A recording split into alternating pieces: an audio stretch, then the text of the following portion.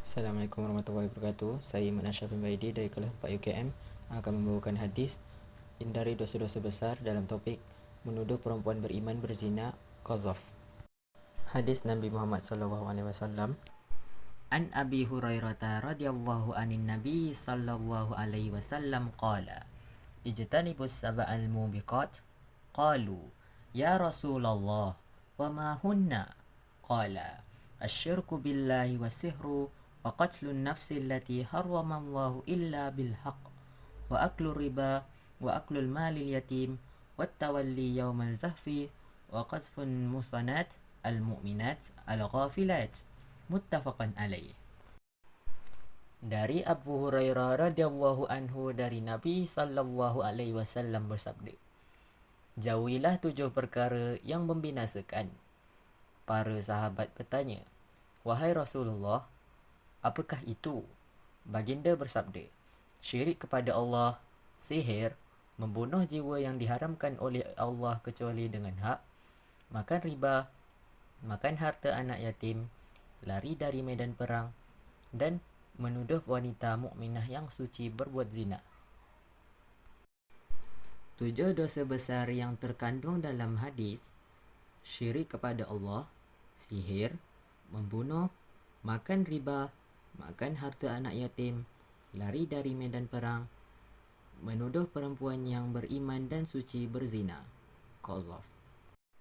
Menuduh perempuan yang beriman dan suci berzina. Qazaf. Firman Allah Subhanahu wa taala, A'udzu billahi minasyaitonir rajim. Innal ladzina yarmunal muhsanatil ghafilatil mu'minati lu'inu fid dunya wal akhirati walahum azabul azim. Surah Nur ayat 23. Yang bermaksud, sungguh orang-orang yang menuduh perempuan-perempuan baik yang lengah dan beriman dengan tuduhan berzina, mereka dilaknat di dunia dan di akhirat, dan mereka akan mendapat azab yang besar.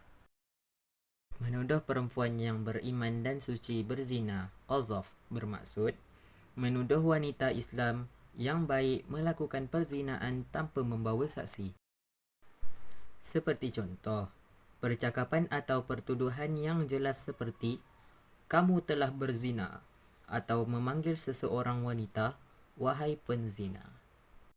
Kesannya mampu menjatuhkan maruah dan mencetuskan perbalahan. Menurut Wikipedia, hukuman qazaf di Malaysia, sesiapa yang melakukan kesalahan qazaf hendaklah dihukum dengan hukuman sebat sebanyak 80 kali sebatan, dan keterangannya sebagai saksi tidak boleh diterima lagi sehingga dia bertaubat atas perbuatan itu. Pengajarannya, sebagai umat Islam, kita perlulah mematuhi dan menghindari larangan penuduhan perzinaan wanita tanpa sebarang bukti dan saksi supaya kita tidak malu dan maruah dapat terpelihara. Sikap samba lewa dan asal menuduh tanpa sebarang bukti yang kukuh mampu mencetuskan perbalahan dan pergaduhan. Janganlah kita menuduh tanpa bukti yang kukuh. Itu saja daripada saya. Segala kekurangan dan kesalahan mohon dimaafkan. Terima kasih.